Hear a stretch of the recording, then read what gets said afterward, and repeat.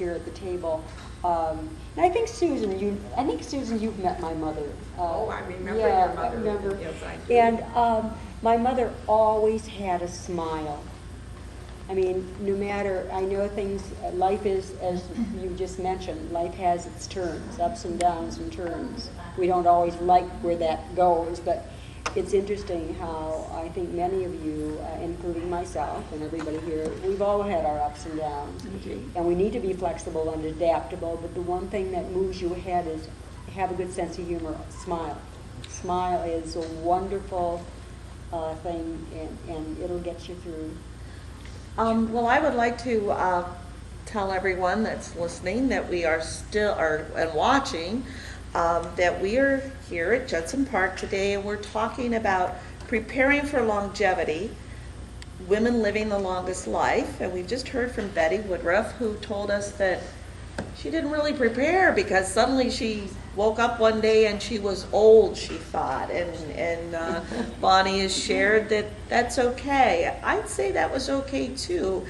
And you know, Betty, when you were saying what you did in Washington, D.C. with the homeless, and you know, your experience and how you did that is probably knowledge that somebody here in Cleveland working with the homeless would like to talk to you about, and use your experience, because my husband is fond of saying, why make the same mistakes? Make new ones. So if you could share, you know, well, this is what we were thinking about, and tell those kinds of stories, ways. It's so maybe you're not doing the same thing, but the knowledge that you all have really is important to share with those of us who are doing what you did. So you need to look at it maybe in a different way, and I bet Lynn could probably help you get a connection to someone who would love to sit down and have an afternoon's conversation. And as I'm fond of saying, pick your brain. So, you know, I'm going to kind of switch. It sounds like Betty said she was in Washington, D.C. Claire, I believe you moved from Texas, right? It sounds, and Julie, it sounds like you were all over.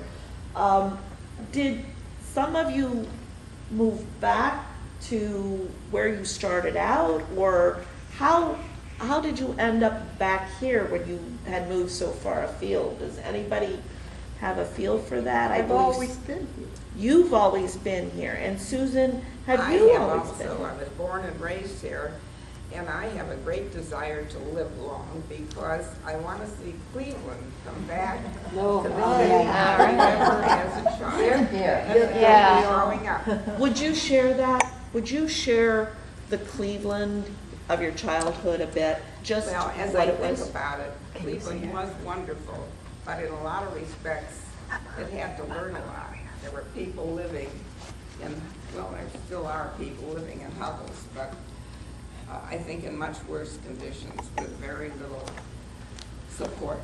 Very crowded, no support. Well, there wasn't the community support either. There was no Social Security, if you can imagine that.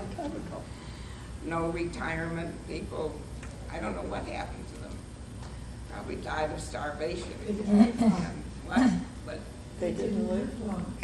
Esther says that they didn't live long, that there weren't as many. I think that it was very rare for somebody to live to be in their 90s back then. So well, because of however harsh long they conditions. lived, they What's were not harsh? able to function and they had no support group.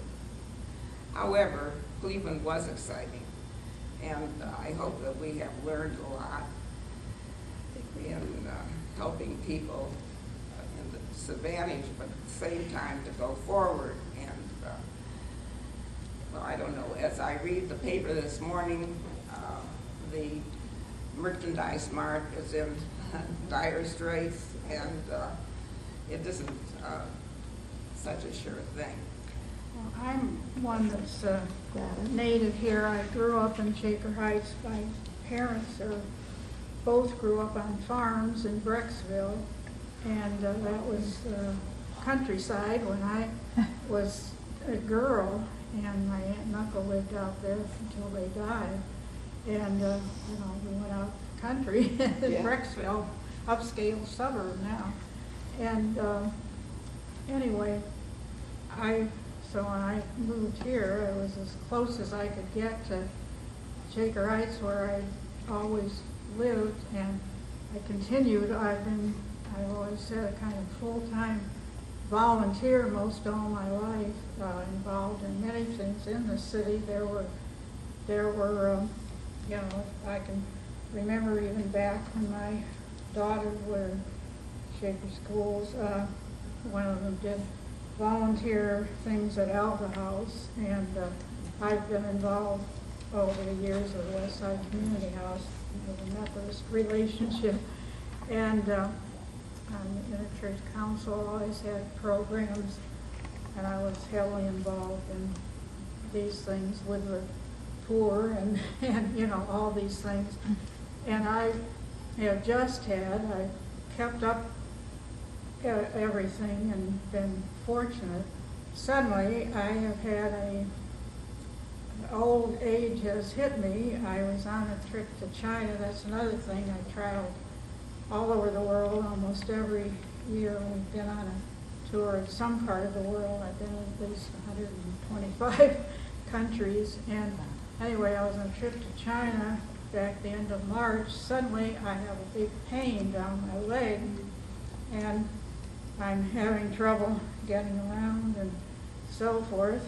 And I get back, and they say sciatica, and anyway, and then I have an MRI, and there's spinal problem, which so is very, very well, sort of frustrating to me, who's always been a go-go person, and now I have to fortunately I have a healthy 89-year-old husband who is pushing me around in a wheelchair until I hope they can do something. I'm seeing another doctor next week, but I hope I can get back. And one of my big activities has been with the League of Women Voters, which I've been involved with 3 years, but I'm on the county committee, and all these things are happening now. I observe the county commissioners meeting every 6 weeks or so. We have a committee that observes each time the county commissioners meeting downtown, and I was scheduled right after I got back to go. I take the rapid. That's the other thing. I love this location. I can take the rapid downtown and walk down to Ontario to the building down there. And of course, I just can't do that now. And particularly, this is an exciting time with the county, with what's going on. And also, they have, again, trying for some county government. There's a committee, and people on our committee, our League of Women Voters Committee, have been very involved for years in trying to see about some change in county government. So anyway, this, my story and the whole women's movement kind of hit me. I kind of went through that. My consciousness was aroused. I was I say probably upper middle class, only child, and I always had pretty much everything that I wanted, and that I always had a drive to do things and be top of things. And then I remember first coming the whole women's movement, and what are they talking about? I'm happy. I'm doing what I like doing. Had a couple children. I always had my mother to babysit, and anyway.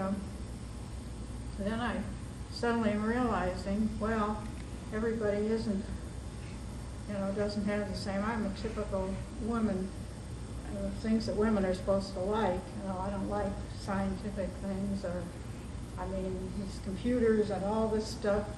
I like